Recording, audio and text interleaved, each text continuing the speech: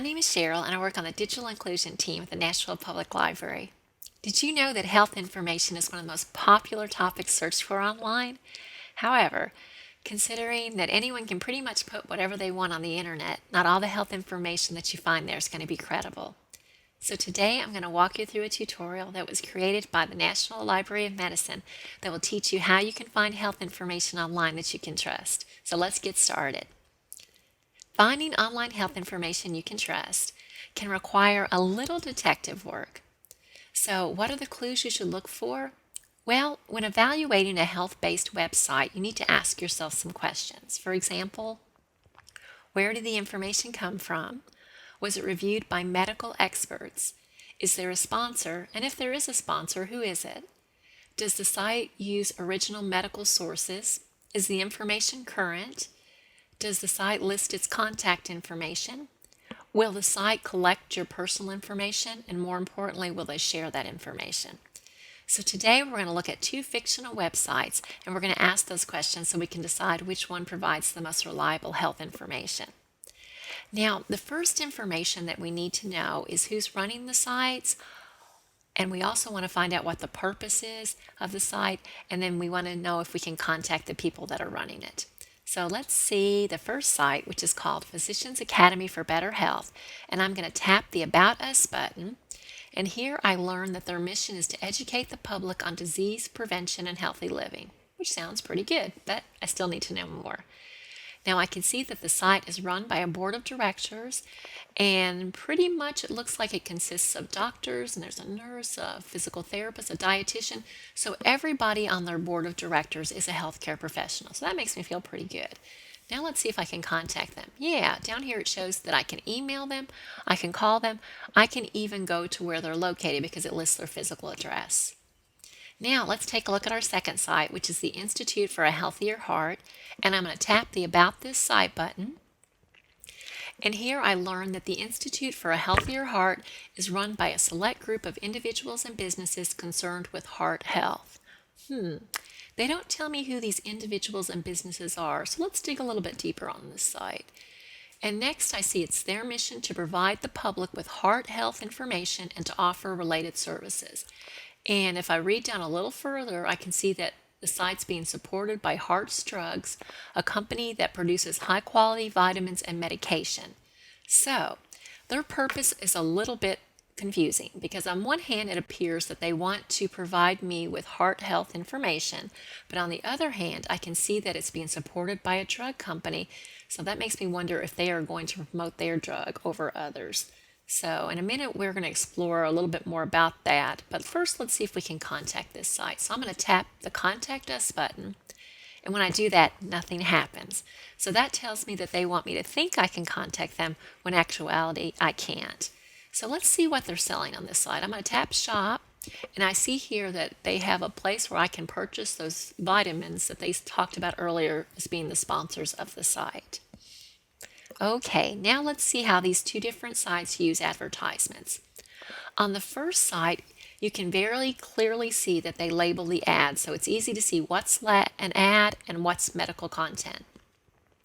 On the second site, they do not label the ad, so it's a little confusing as I'm reading this website looking for medical information for there to be an ad thrown in because I might think that ad is part of the medical information, and we all know how exaggerated ads are. Now let's look at the quality of these two sites. A really good health-based website is going to have a process for deciding how they put information on their site. So for example, on the Physicians Academy for Better Health, if I go to their editorial policy, I can read that their board of directors reviews information before they put it on the site. And remember that their board of directors consists of all healthcare professionals. And they also let me know that they are committed to providing accurate, unbiased, and current information. So that sounds really good. Now, when I go to the Institute for a Healthier Heart and I read all through it, at no time does it tell me what their process is for putting medical information on their site. So that's a little disconcerting. Now, if I go to the Physicians Academy for Better Health, I can see that they're using citations. So I can look up, like if I were to go to the American Journal of Clinical Nutrition, I could go to the issue that they're citing, and when I'm reading that information, I can verify what is on this website. So that's a really good thing. However, when I go to the Institute for a Healthier Heart, I can read a statement that says, a recent research study found that genetics also play a significant role, but there is no citation for that statement. And that concerns me because that means I can't verify what they're saying. So this statement could be true or it could be something that they just made up. Now let's see how current these two sites are. The first site last reviewed the information on the site January of this year, so that's good. Now on the Institute for a Healthier Heart site, I can't find any dates on there, so I have no idea of knowing if this information was put on here 5 days ago or 5 years ago. It just doesn't tell me. Now let's see how these two sites handle privacy. On the first site, if I tap their privacy policy, I can see that they do not give, share, sell, or transfer any personal information to a third party unless required by law. That is awesome. That is like the gold standard for privacy protection. Now let's take a look at the Institute for a Healthier Heart and tap their privacy policy. And I find out that while I'm browsing the site that they might collect certain information about me, and that information being the internet browser I'm using, my IP address, and the address of the website that I visited before coming to their site. Whoa, they are going to collect a lot of information about me.